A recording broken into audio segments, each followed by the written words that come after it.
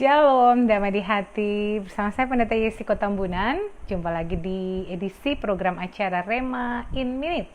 Dan sekali lagi, terus saya sampaikan, biarlah program acara ini terus boleh menjadi berkat untuk kita. Dan biarlah kita senantiasa boleh menjadi pelaku-pelaku kebenaran firman Tuhan. Kita awali dengan doa. Mari berdoa.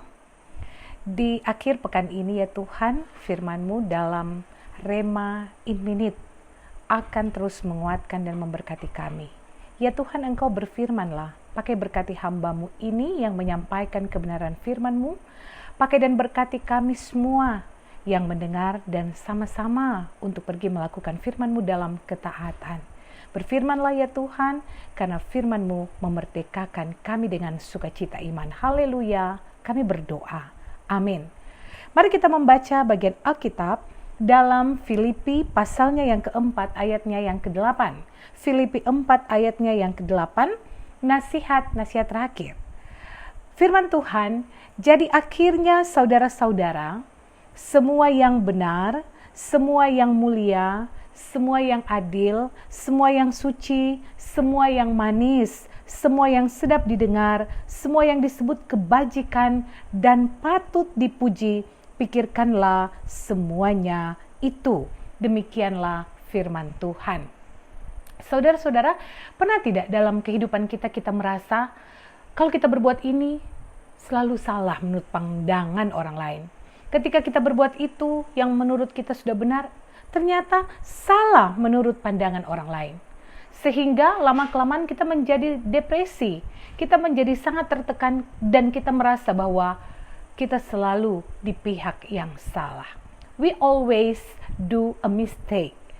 Padahal sebenarnya apa yang kita lakukan bukanlah standar ukuran kebenaran menurut orang lain, tetapi ukuran kebenaran menurut standar kacamata Allah di dalam Yesus Kristus. Sebagaimana nasihat Rasul Paulus kepada jemaat di Filipi, bahwa semua yang manis, semua yang baik, semua yang mulia, semua yang sedap didengar, semua yang suci, semua yang disebut kebajikan dan patut dipuji, pikirkanlah semuanya itu dan tentu lakukanlah semuanya itu sebagaimana apa yang telah kamu terima dari Allah sendiri, ada di ayatnya yang seterusnya.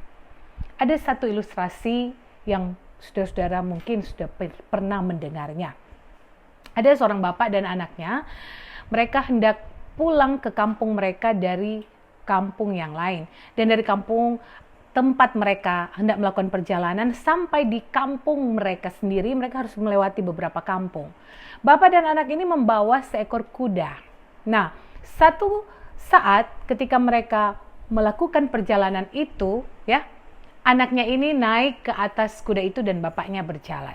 Mereka melewati satu kampung dan mereka mendengar orang-orang berkata kepada mereka, lihatlah betapa anak itu kurang ajar, anak yang tidak ada perhatian, anak yang tidak memiliki rasa hormat kepada orang tuanya. Orang tuanya dibiarkan berjalan sedang ia masih muda, ia naik di atas seekor kuda tersebut.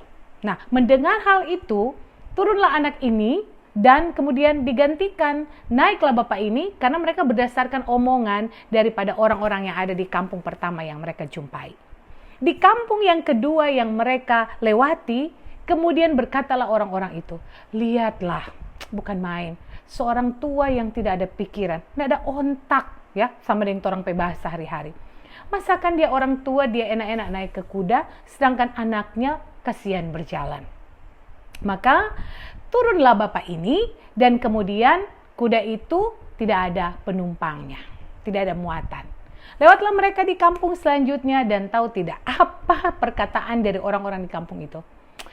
Dasar orang-orang bodoh. Mereka membawa kuda tapi mereka tidak menggunakannya. Coba mereka naik. Nah, akhirnya mereka berdua memutuskan, mari kita naik sama-sama. Jadi akhirnya bapak dan anak ini naik di atas seekor kuda tersebut. Mereka melewati kampung selanjutnya dan terkejutlah mereka karena apa yang dikatakan orang-orang di kampung yang keempat itu, dasar orang-orang yang sangat tidak punya pikiran.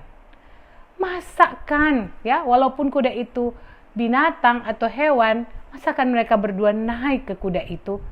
Kasihan kuda itu.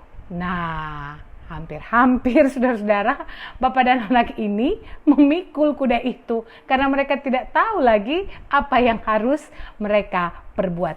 Yang ini salah, yang itu salah. Nah, sekali lagi, mungkin kita pernah mengalami itu. Punya tujuan yang baik, orang-orang menilai salah. Seperti yang terjadi di pandemi ini.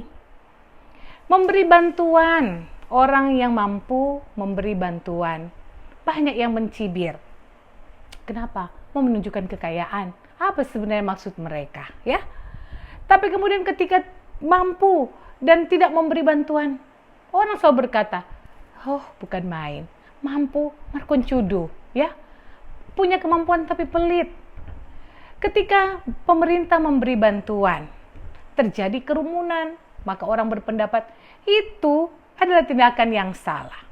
Ketika tidak memberi bantuan, maka sekali lagi, di manakah pemerintah?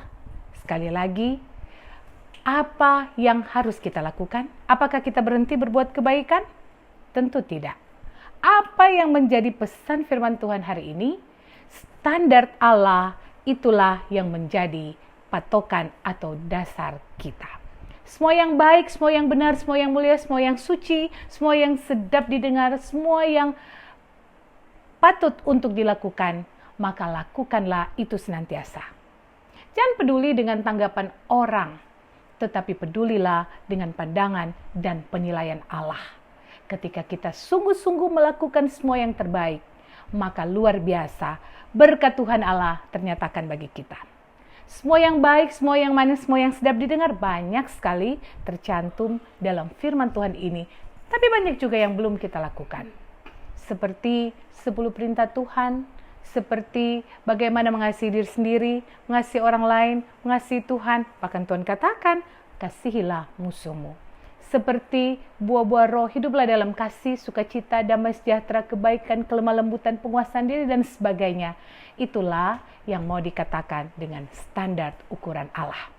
Mari jadi pendengar, pewarta, bahkan pelaku kebenaran firman Tuhan, karena dengan demikian Tuhan mencurahkan kuasa berkat-Nya untuk kita. Tuhan Yesus Kristus memberkati firman-Nya. Amin.